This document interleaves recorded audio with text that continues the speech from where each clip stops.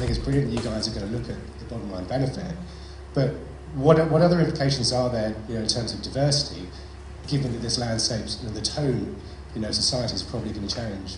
One of the interesting things about working in equality and diversity is it doesn't necessarily matter which party is in. They may use different language. So they may refer to, like the Mayor of London will talk about equal life chances for all, or they may call it an inclusion agenda. But as long as we know that within that we are still talking about those groups who are prone to discrimination, and we're still aware of those groups that need to be targeted or supported, we work with the language. Don't let that be a barrier to you, as long as we can still go forward with that agenda. So I think we're confident that it will be on the agenda. With a change in government, there may just be a change in terminology. And certainly we're working with that at the moment. If you want to diversify a workforce, your recruiters must be trained not to discriminate and to follow good practice in recruiting. We need to get very specific about how are you going to ensure you bring us create a diverse pool as possible for us to pick the best people.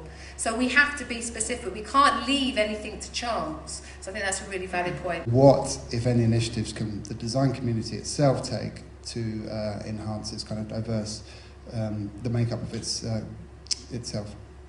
As a Sector Skills Council, just listening to Sai's presentation, he was really describing the idea of having apprentices and also people training on the job. And one way of diversifying is to think very differently about how you recruit.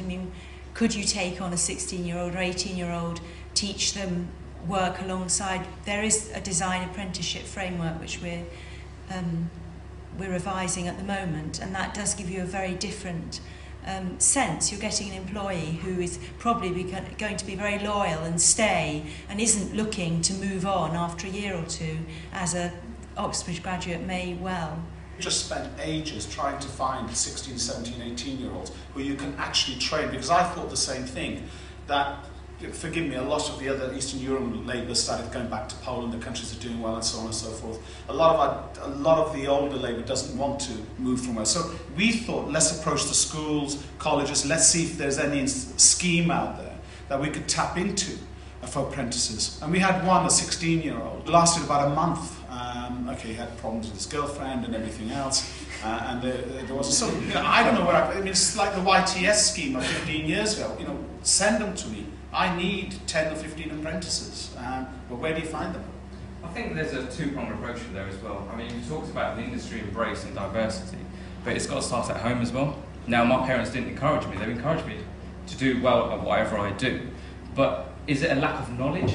I'm just asking the question, how do you educate the first generation? My mum and dad came over in the 50s. Did they really know what a creative industry was? They probably didn't. So it's probably a time issue as well, because now if I have children, I'll be encouraging them to go into the creative industry. It's a prosperous industry, and Britain will thrive in that industry.